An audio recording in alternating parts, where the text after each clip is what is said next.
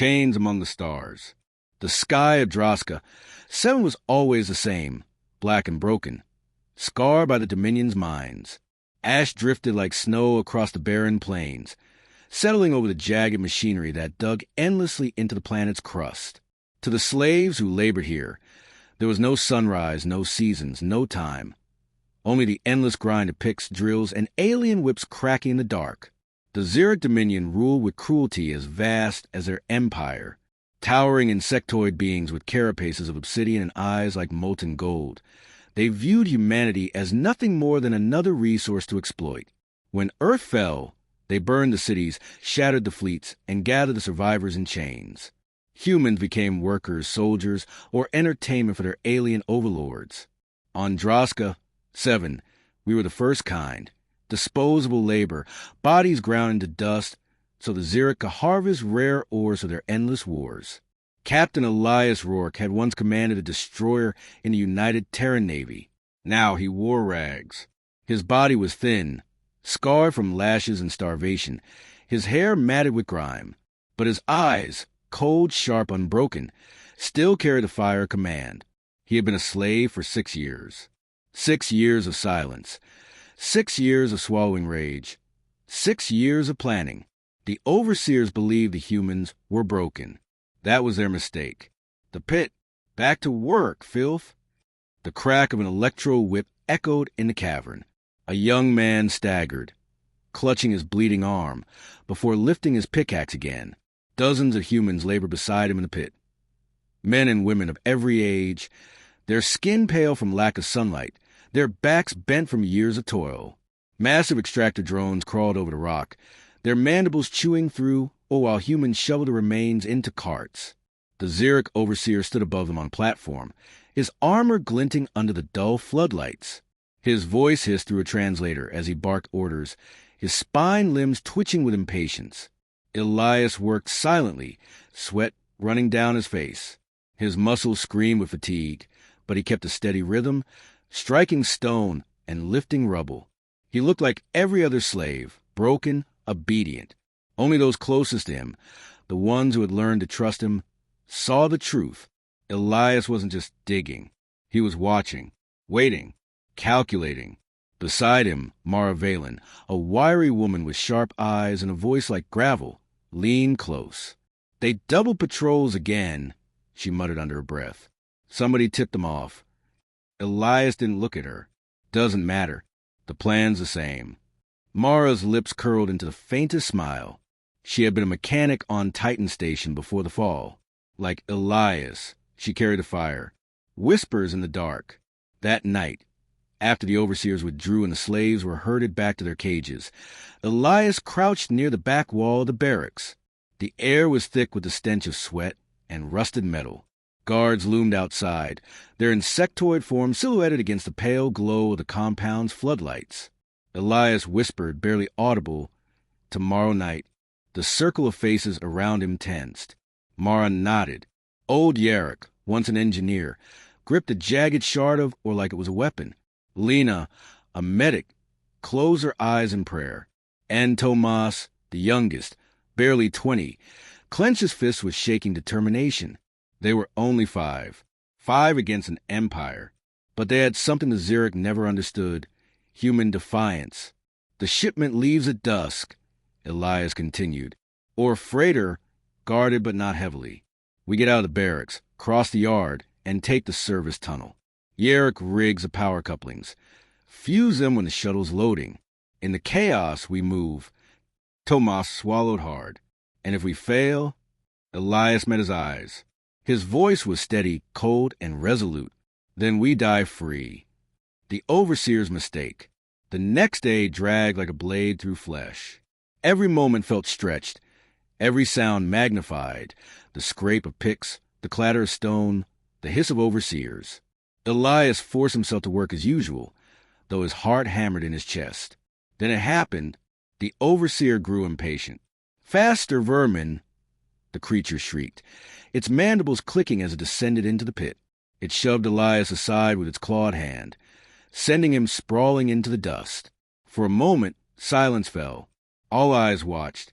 Elias knelt in the dirt, his breath slow and steady. He could feel every gaze, the humans, the guards, even the drones. If he rose too fast, they'd know. If he fought now, it would end too soon. He had to be patient. He stood slowly, eyes lowered, and picked up his tool. He forced himself to appear broken. The overseer hissed with satisfaction and turned away. But Elias smiled, because in that moment he had seen what he needed. The overseer's access key dangling from his harness. Fire in the night. That evening, when the floodlights dimmed and the overseers retreated to their towers, Elias and his group moved. Mara slipped a thin strip of wire through Barak's lock, twisting until the latch gave way with a faint click. They crept into the yard, their breaths shallow, hearts pounding. The sky was filled with stars, cold, distant, indifferent. Somewhere out there, Earth was gone, but humanity wasn't. Not yet. They sprinted across the yard, hugging the shadows. The guards prowled the walls, their golden eyes scanning. Zerakh dropped to his knees beside the service hatch, his hands working furiously to override the seal. Sparks danced in the dark. "Come on," Elias hissed. The hatch opened. They slipped inside, vanishing into the tunnels below. The ore freighter loomed above the launch bay, a hulking beast of steel and alien design. Workers loaded containers under the watchful eyes of guards. Zerakh moved first, crawling beneath a power relay. His hands shook, but his memory was sharp. He tore wires, fused circuits, and overloaded the conduits. The lights flickered, alarms wailed, and the guards shrieked in confusion. "Now!" Elias shouted. They ran. The first blow. Blaster fire ripped through the air as guards spotted them. Mara tackled one to the ground, wrenching its weapon free. She fired wildly, the plasma bolt searing through chitin. Zerakh hurled a wrench into another's face, buying precious seconds. Lena dragged Tomas as he stumbled, blood streaking his leg. Elias leapt onto the freighter's ramp, slamming his stolen access key against the lock. The hatch hissed open. "Inside," he roared. They scrambled aboard as alarms blared across the compound. Overseers shrieked orders. Drones swarmed. Searchlights stabbed through the dark. Mara sealed the hatch and fired the engines. The freighter shuddered, its thrusters roaring to life. The docking clamps resisted, but Jarakh's sabotage had weakened them. With a deafening crack, the freighter tore free. The ship rose, climbing into the black sky. Plasma fire streaked past, explosions tearing to the launch bay as the overloaded relays finally collapsed. Elias stood at the viewport, watching the compound burn. His hands trembled, not from fear, but from something else. Something he hadn't felt in 6 years. Hope. Epilogue. The spark. The freighter broke through the atmosphere, stars blazing all around them. For the first time in years, Elias breathed clean air. He turned to his crew, his family. "We're not slaves anymore," he said, his voice low but fierce. "We're soldiers again." Tomas grinned through bloodied teeth. "And what now, Captain?" Elias looked out at the endless void, his jaw set. "Now!" He clenched his fists. "Now we fight back." The freighter vanished into the stars, a stolen ember blazing in the night. The Zerakh Dominion had no idea yet, but history would remember this night as the beginning, the first spark of rebellion. Sparks of rebellion. The stolen freighter drifted silently through the void, its hull still scorched in a firefight on Droska 7. Inside, the air reeked of sweat, burned circuitry, and adrenaline. For the first time in years, 6 humans sat free among the stars. But freedom came with questions, and questions came with fear. Captain Elias Rourke stood at the cracked viewport, staring at the endless expanse. The stars stretched forever, cold and eternal, while his reflection stared back, hollow-eyed, scarred, yet burning with purpose. His hands trembled against the glass, not from exhaustion, but from the weight of choice. They had escaped, but escape was only the beginning. The survivors. The ship groaned as Mara Valen wrestled with the alien controls in the cockpit. Sweat dripped down her temple as she muttered curses under her breath. Systems are a mess. Shields are fried. Weapons offline. Half the engines are jury-rigged. We're flying a coffin with wings. Elias. "We'll make it work," Elias replied without turning. "You always say that." Mara shot back, but there was a smirk hidden in her voice. She lived for impossible problems. Behind them, Zerakh slumped against a bulkhead, coughing from smoke inhalation. His hands were still blackened from ripping power couplings apart. "Give me time and tools, Captain. I can fix this crate." "Give me neither and we die in vacuum." Lena moved among them with the precision of habit. The medic's once sterile hands were calloused from years in the mines, but they were steady as she patched Tomas' leg. The boy gritted his teeth, refusing to cry out as the wound was sealed. He was young, too young, but his eyes burned brighter than most veterans Elias had ever served with. When she finished, Lena whispered, "He'll walk, but not run, at least not for a while." Elias finally turned, his gaze sweeping over the crew. "We're alive," he said simply. "That's more than we were yesterday." A signal in the dark. For 3 days they drifted. Mara nursed the engines back into partial function. Zerakh cannibalized the cargo systems for spare wiring, and Lena rationed their food, barely enough for a week. Every creak of the ship reminded them how fragile their freedom was.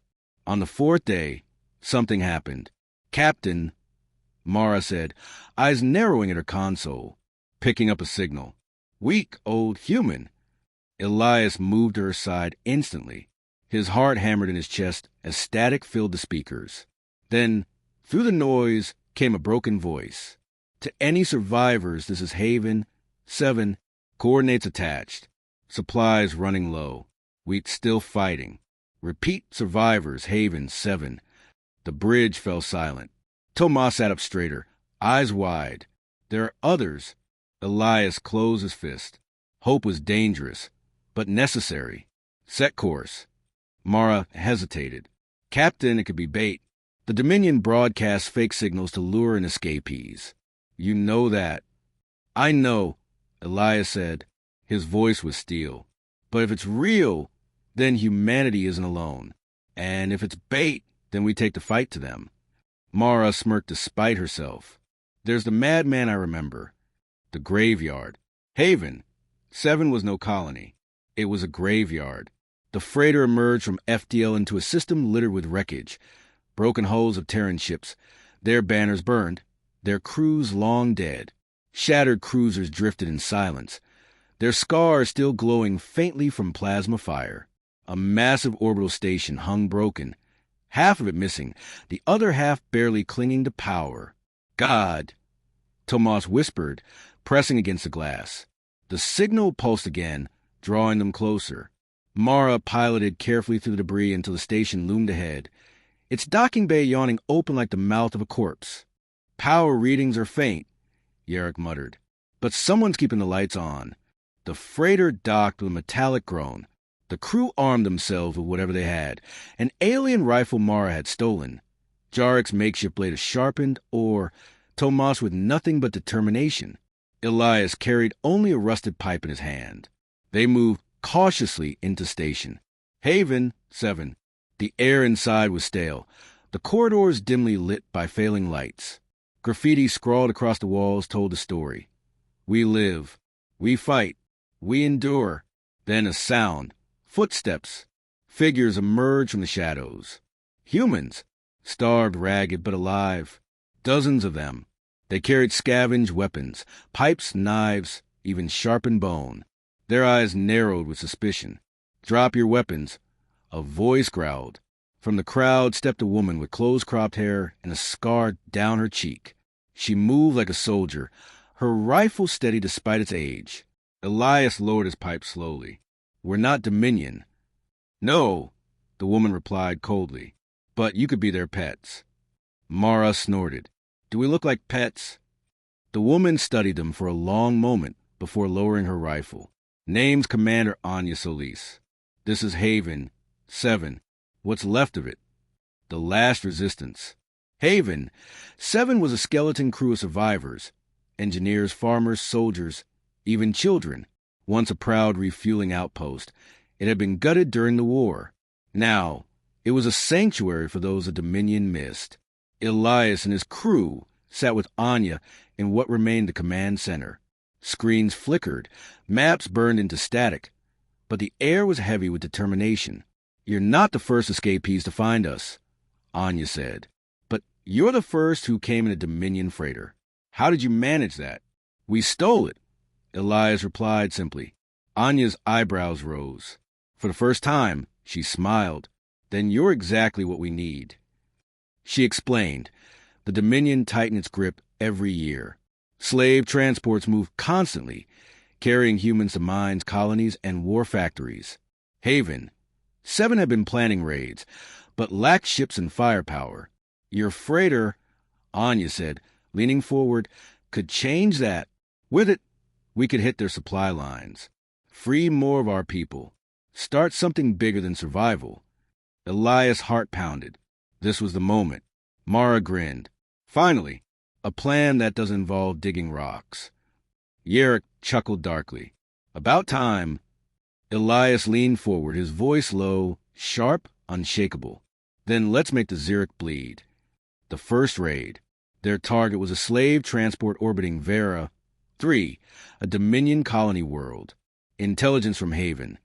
7 suggested the ship carried over 200 humans destined for labor camps.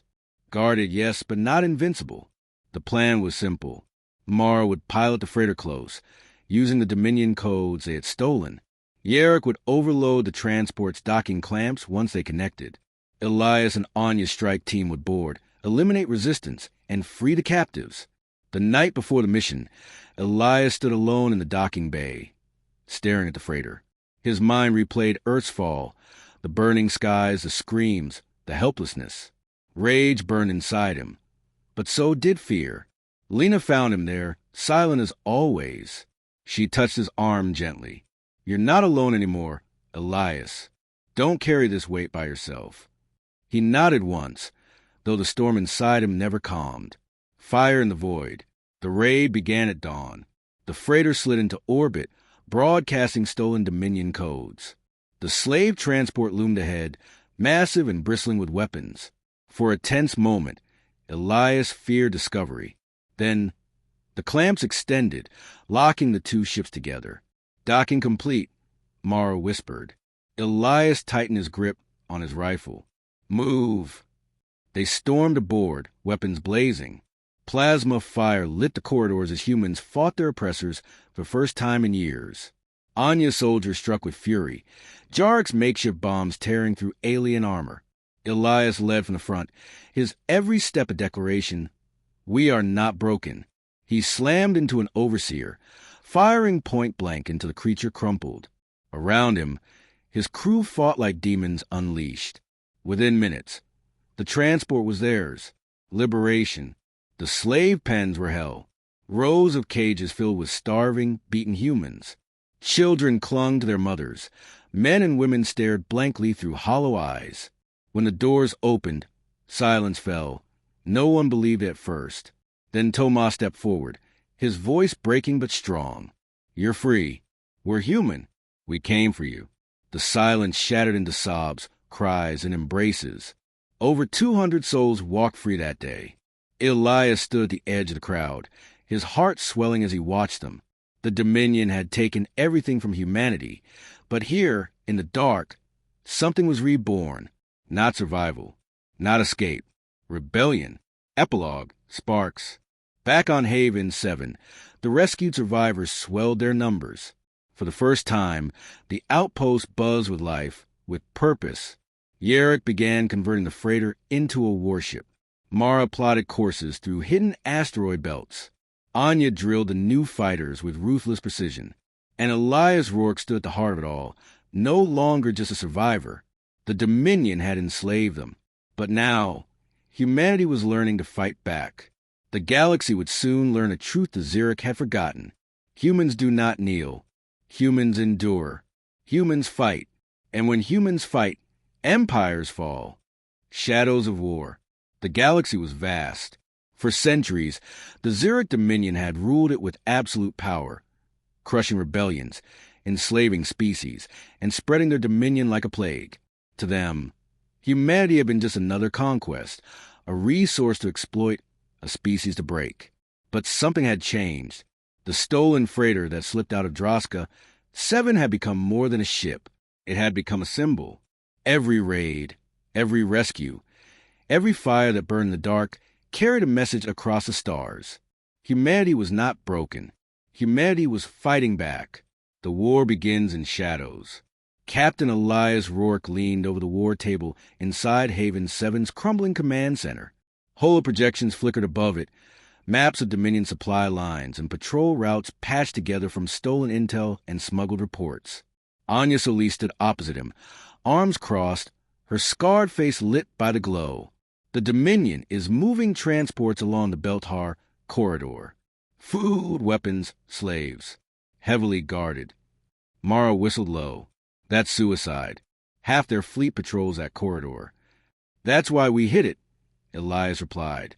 His eyes were cold steel, his voice steady. They expect pirates. They don't expect humans with nothing to lose. Zerakh leaned forward, tapping one of the blinking markers. Convoy routes cross this asteroid belt. Limited maneuvering. Perfect choke point. Elias nodded. We won't match their firepower. But we don't have to. We strike fast, hit hard, and vanish. Guerrilla tactics. We make them bleed one ship at a time. Tomas grinned despite the danger. Like wolves in the dark. No, Elias corrected, his voice sharp. Like ghosts.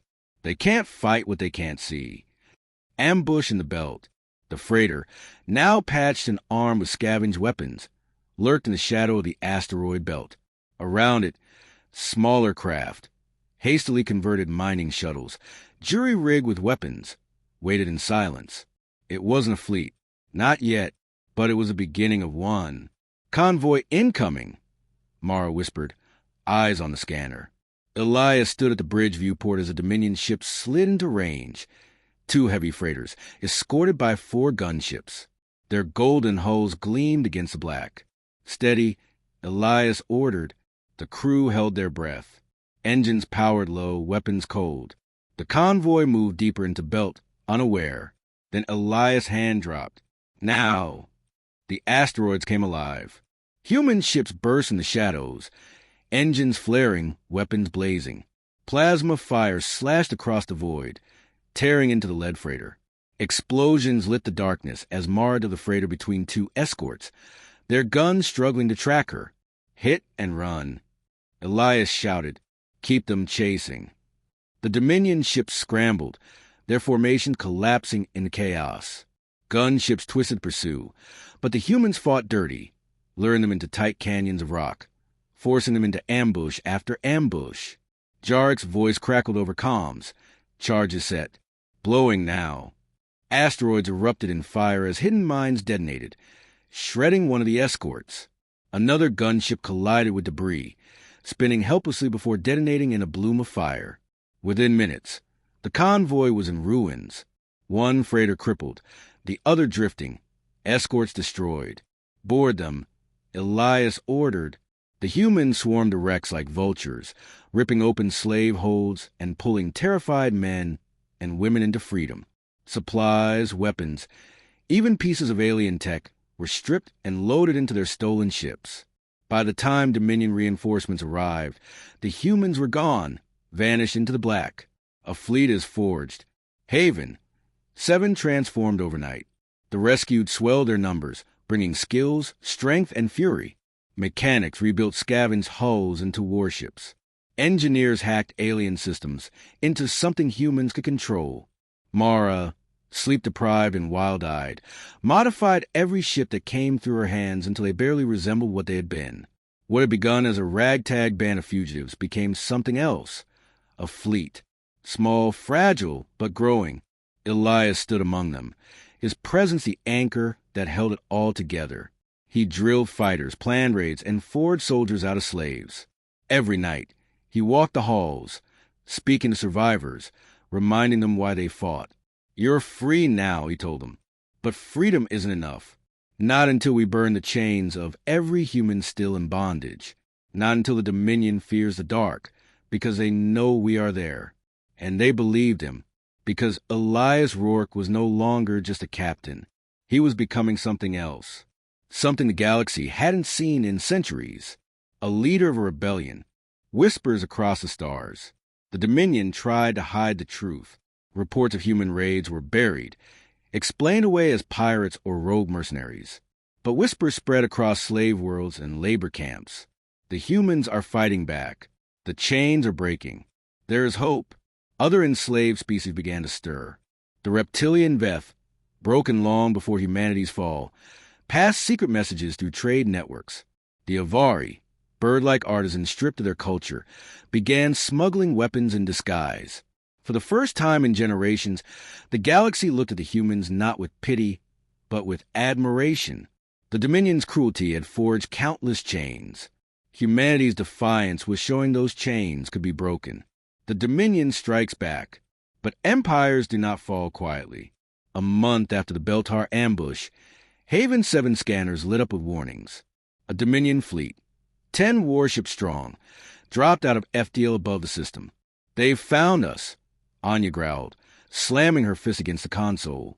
Mara swore under her breath. "We can't fight that. Not head-on." Panic rippled through the station. Hundreds of rescued survivors huddled in fear, whispers rising.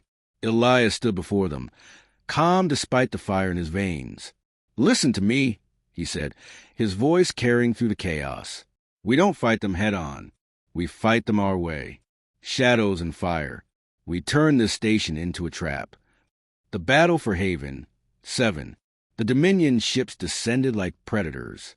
Their guns lit up, shredding the outer hull of the station. Drones swarmed, pouring into the docking bays. But the humans were ready. As the first waves of soldiers stormed the corridors, explosives detonated, ripping through bulkheads. Ambush teams struck from hidden passages, knives and stolen rifles tearing into alien flesh. Mara piloted the freighter through the chaos, weaving between warships, drawing their fire into the asteroid field. Jarakh's voice crackled. "Reactors set to overload. Just give a word." Elias fought at the heart of the station, his pipe long since replaced with a Dominion rifle. Plasma fire seared past as he rallied fighters, his voice steady even as the walls shook. "Hold the line. Every second we live, more chains break." Then the moment came. The Dominion fleet clustered close, hammering the station. "Now, Zerakh," Elias ordered. The reactors blew. Haven 7 erupted in fire, its outer sections disintegrating in a storm of plasma. The blast tore through 3 Dominion warships, crippling others. Amid the chaos, the human fleet slipped away, engines burning hot. The station, their home, was gone, but the humans lived, and the Dominion had paid dearly for every drop of blood, exile and resolve. In the aftermath, the human fleet drifted in silence. Survivors wept for Haven 7, the place where rebellion had been born. But Elias stood at the bridge, his gaze fixed on the stars. "We've lost our sanctuary," Anya said bitterly. "No," Elias replied. His voice was low, steady. "We've lost our cage. Now we're free to fight anywhere, everywhere." Mara leaned back in her chair, exhaustion etched into her face. "So what's the plan, Captain? Keep hitting them until they notice us?" Elias turned, his eyes burning with fire. "They've already noticed us. Now we make them fear us." Epilogue: the Phantom Fleet. Across the galaxy, Dominion ships began vanishing. Convoys disappeared into asteroid belts, never to emerge. Patrols went silent in dead systems. Slave transports arrived empty, their holds gutted, their guards butchered. No one ever saw the attackers coming. No one knew where they struck from or where they went. The Dominion gave it a name whispered in fear: the Phantom Fleet. But to the humans who fought in its ranks, it had another name: the First Fleet of the Free. And its war had only just begun. The Day of Fire. The galaxy had learned to whisper. Whispers of ships that appeared from nowhere, striking like knives in the dark. Whispers of convoys shattered, slave pens broken open, overseers butchered in their own halls. Whispers of humans, once slaves, now ghosts of vengeance. The Zerakh Dominion denied it, of course. Their broadcasts called it propaganda. Their governors insisted that humanity had been extinguished. But still, the whispers grew, and with them, fear. Because the Dominion's fleets weren't safe anymore, and neither was their throne. The Throneworld. At the heart of the Dominion lay Karath Prime, the capital of an empire built on chains. A planet city of obsidian spires, glowing hives, and endless slave markets. Billions of lives passed through its gates. Bought, sold, broken. It was here the Zerakh Empress ruled. Her throne carved from the bones of conquered kings. For centuries, none had dared raise a hand against her. To attack Koroth Prime was unthinkable. But Elias Rourke was not a man who thought the way empires expected. The plan. The Phantom Fleet gathered in the ruins of an abandoned nebula station. More than 100 ships, stolen freighters, converted mining rigs, captured warships. Each one scarred, jury-rigged, imperfect, but each one commanded by humans who had once known chains. Elias stood before them in the dim war room, holomaps flickering. His voice carried through every comm channel, steady and sharp. We've struck from shadows. We've stolen, raided, vanished. But shadows only frighten. They don't end empires. He looked to Anya Solis, to Mara, to Zerakh, to Tomas, faces that had followed him from the mines of Droska, 7 to this moment. Tomorrow we burn their throne. The plan was madness. Strike Koroth Prime itself. Not to occupy, not to conquer, but to shatter the illusion of Zerakh dominance. To show the galaxy that the unbreakable could be broken. We will not match their fleets in open war, Elias said. But we don't have to. We fight our way. Fast, brutal, unexpected. We strike their slave markets, their shipyards, their throne itself. And when the fires rise, the galaxy will know humanity bows to no one. A hush followed. Then, one by one, voices rose across the fleet. For Earth. For the fallen. For freedom. The rebellion had begun as whispers.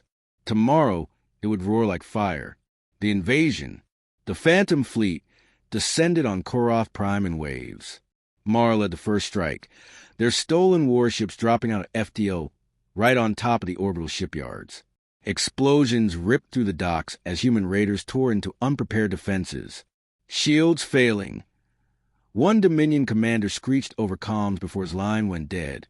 The second wave dove into the lower atmosphere, targeting the slave markets. Plasma fire lanced across the skies as human gunships strafed the streets. Cages shattered. Chains fell.